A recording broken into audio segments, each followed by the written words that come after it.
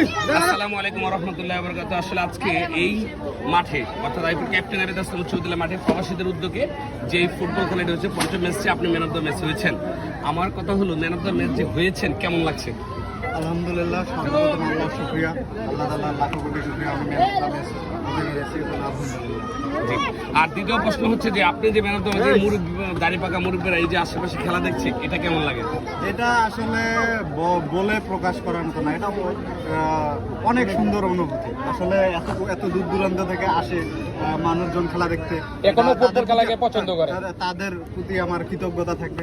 আর যারা এই ধরনের টুর্নামেন্ট আয়োজন করে তাদের প্রতি অশেষ অশেষ কৃতজ্ঞতা থাকবে। যেমন আপনারা আছেন, আপনারা সাংবাদিক ভাইয়েরা আছেন, দর্শকেরা আছে, প্রবাসী ভাইয়েরা, যাদের কথা না বললে না, তাদেরকে অসংখ্য ধন্যবাদ। আর এত সুন্দর টুর্নামেন্ট আয়োজন। আরেকটা জিনিস সেটা জানতে চাই, আপনার বাড়ি কোথায়?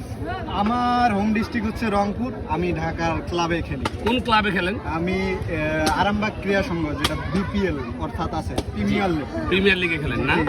ফুটবলটাকে ভালোবাসেন? বাংলাদেশের যে হামজা থেকে ধরে বাহিরের ফুটবলার আসছে, কেমন লাগছে ফিলিং? এটা অসাম অনুভূতি আর কি, এটা বলে চায়নার মাঠে গিয়ে এত বড় একটা মাঠে গিয়ে অথচ এখানে গিয়ে আপনার ড্র করে আসছে বাংলাদেশ হামজার যে দলেরা, মুরসালিনরা, কেমন লাগছে? জামাল ভাইরা এটা হতাশাজনক।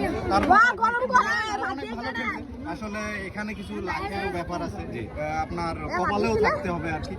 এই সব মিলায় আলহামদুলিল্লাহ এভরিথিং ওকে। ধন্যবাদ আইফোর টিভি এবং সোয়ানি এবং রিফাত ব্লগ ভিডিওর পক্ষ থেকে আপনাকে রিফাত ব্লগ ভিডিও আপনাকে অনেক ধন্যবাদ ভাই, এত সুন্দর উপস্থাপনা করার জন্য। জি জি, অবশ্যই দোয়া রাখবেন আমার জন্য, আমি যেন ভালো কিছু করতে পারি। অনেক ভালো ডিভিশন লিগে দুইটা গোল করেছেন, খুব সুন্দর গোল হয়েছে।